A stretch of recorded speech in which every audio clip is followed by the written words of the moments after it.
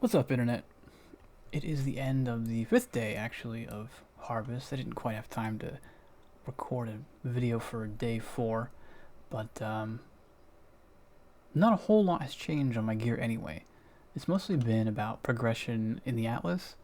I think I'm up to like 13 or 14. I've been focusing on bringing up the tier of my maps on one side, um, for the sake of my garden, actually, and we'll talk about that when we hit our seed cache next.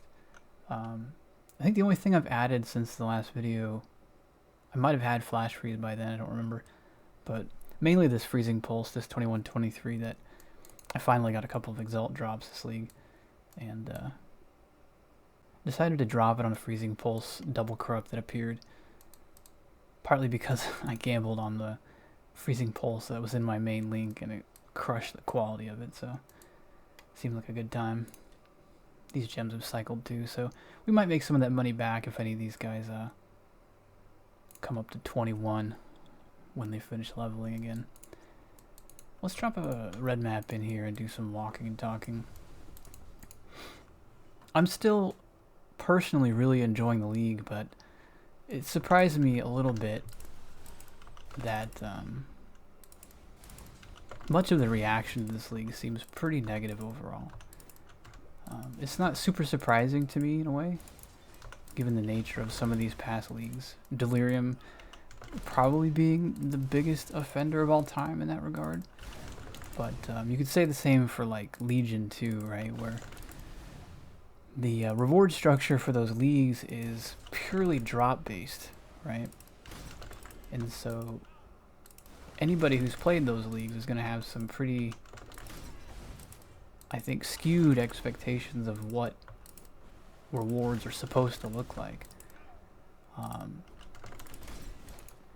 I do think maybe that the currency drops have been like a little bit too altered for the sake of offsetting how much crafting you can do, essentially for free in Harvest. But Harvest still feels really powerful to me. But it seems like most people just don't want to engage in the kind of league mechanic where the rewards aren't so obvious, right? They take a lot of thinking sometimes. Sometimes they don't. A lot of times you can be sitting on tier 1 crafts and it's mostly just alchemies and chaos, which maybe you're using to roll your maps or to improve the occasional piece of gear. But that was a decent box. But the tier 2 and up recipes have been pretty good to me so far, and has definitely been encouraging me to like continue to push my seed growth and stuff. Today we managed to pluck our first tier 4 boss, which I'll warn you now, there's going to be like technically some spoilers for what little storyline there might be in this league when we get to our grove, so if you don't want to see that, I suppose you should back out of the video now or skip to the end or something. But as we go into our grove here, you'll notice that Oshabi did not show up to greet us this time, because after we killed our tier 4 boss, which was here along with a buttload of, I had like 2 or 3 tier 3s and a big old host of tier 2s.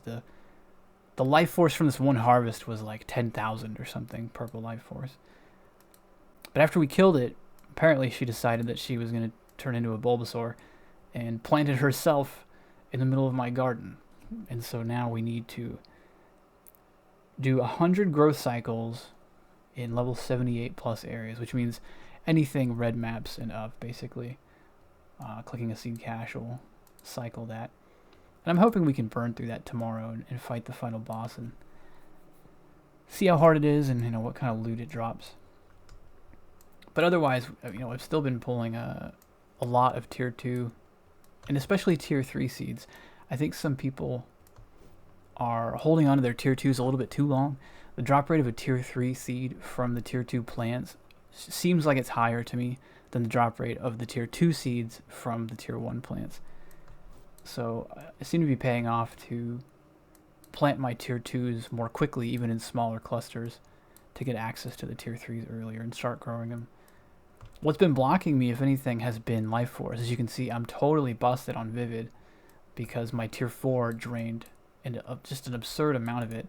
And that tier 4 actually dropped another tier 4, or one of the tier 3s in that harvest did, and this one is a higher item level. And as you can see, this takes, all the tier 4s take all 3 types of life force, including their own, but one of them is double, right? So this one is 230 vivid times 15 growth cycles, which I'm not going to be getting to for a little while. I do have a decent little plot of some tier 2 yellows here that'll give me a pretty decent harvest of life force, but not enough to grow a tier 4. We even, all that primal that we had, if you saw in the previous video, we used a lot of it growing tier 3 seeds. So if anything, it's been less the seeds that have been holding me up and more the life force. I probably won't go through and roll these like maps or anything. Augment an item of defense with lucky values. Change a unique ring, amulet, or belt into another unique of that type. I don't know if I've got anything. Here, we'll go ahead and do the sacrificial heart on that. Well, that was definitely not worth. I'll go ahead and use that because I could use some more life force as it is. You can see I have 5 horticrafting benches now, hooked up to different things. One of these, I've saved some 5 links as I've got them. I think that bottom one there was the one I got from the tier 4. Fracture a random modifier on an item with at least 5 modifiers, locking it in place. So my plan for that is to try and find a set of gloves that have the temple mod. This one here, this hits against chilled enemies. And I'll probably gamble and see if I can lock the Puahartes on that glove. It'll just be a gamble. But if it does lock, it'll be really nice because then I'll be able to sit there and re-roll this item until it's 2 prefix, 2 suffix. And then I'll have a guaranteed way to craft Unnerve on hit from Hunter down the road, because I can block that last suffix with cannot roll attack mods. And then if I Hunter Orb Slam it, the only thing that isn't an attack mod in prefix on gloves for Hunter is Unnerve on hit, which would make for a pretty sweet set of gloves. So I'm looking forward to trying to do that. It'll hinge, of course, on what that craft actually lands on, right? Because it has to be a 5 affix item. I think we got it again here on this one, so I'll have another chance when I grow this tier 4. But yeah, seeing people's reception to the league in general has me a little bit worried, just in terms of like what it'll make them think about, like what kind of leagues they should be making. Because it would be a big shame to me if we didn't get leagues like this and league mechanics like this. I really don't want every league to be like Delirium or Legion, where they're very shallow in terms of like mechanics, and they're really just about like power scaling and raw loot drops. I felt like particularly in Legion it was really bad, where it felt like everything was so devalued because everybody was just filthy rich. Everybody had 6 links everywhere because of the Geomancer's incubators. Domain just felt like a big loot pinata that had no challenge. So I don't know. I'm hoping that it doesn't dissuade them from this kind of stuff in the future. But I'm interested to see what the reaction is going to be. Like how they're going to try and change this league in its first patch or two to better try and better satisfy the people that don't necessarily want to engage with a mechanic that is sort of off to the side instead of sort of integrated into the core mapping loop and just dropping items for you. I imagine that they'll probably try to juice things up. At the minimum, I think they're going to want to increase the amount of either tier 1 seeds or the amount of tier 2 seeds that drop from tier 1 seeds.